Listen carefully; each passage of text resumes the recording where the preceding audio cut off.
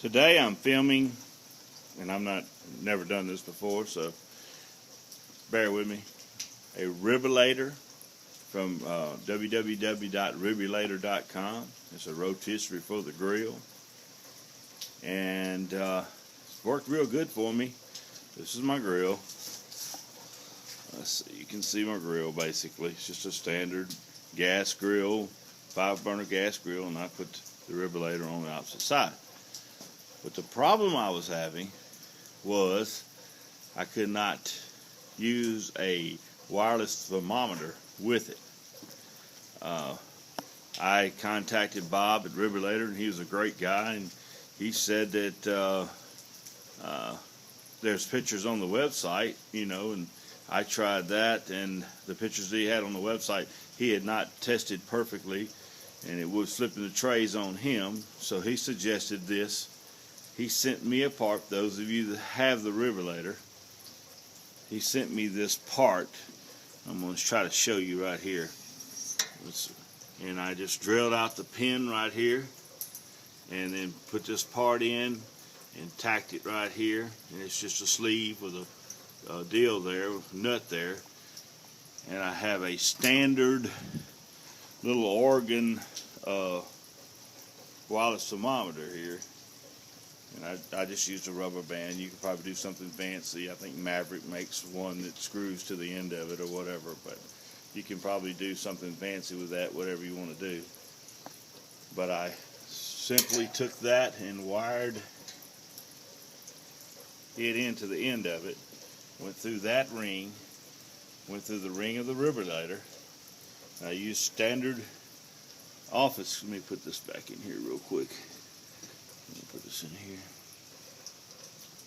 Okay, which I just put back in there.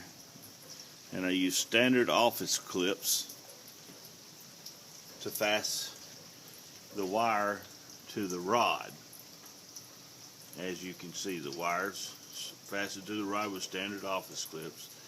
And I brought it to the other end so it wouldn't be all tight here where you couldn't do anything with it. Came through here. I didn't have to go through this outlet. You probably could, because I had to shave off a little bit of the stainless steel rod here to give enough room for this to go through, and I shaved off the stainless steel rod here also. But this end I didn't, because I didn't want maneuverability. I left it out of the collar, and that's just a standard little office clip that's on there. As you can see, the probe I have, and not all of them are like that, but that little, the one at Bass Pro Shop, the standard Oregon Scientific, the probe looks like this. It's just a straight probe with a wire on it, which made it enable me to just slide it into the socket. A little different than what we had talked about, but it works out great. And your meat, you can put your meat actually right here on the end that you're going to time. And then it all just moves in one fluid motion, as you can see. Once again, I'm not a YouTube person, but I'm going to put this on there for the benefit of who might ever would need it, that might have the rotisserie or some type of rotisserie setup. Also, I'm going to contact Bob at Rib-o-lator and see if he wants to video also. I'm going to send it back to him with his thanks for sending me this little part right here to convert my piece in to where it would work.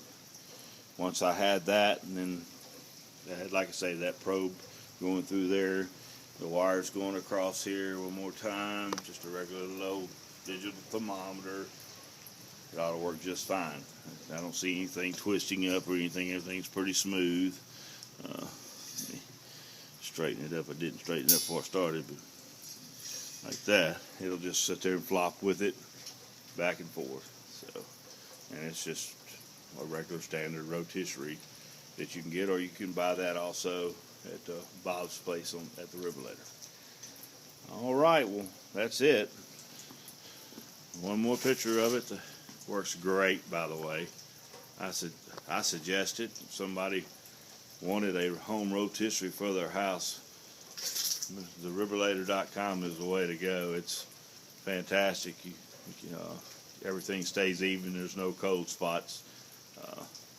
One of the things I did, I also put a little fire box in there so I could put my charcoal in there and just fire through the gas, but it would work on just a standard gas grill fine. All right, well, thank you.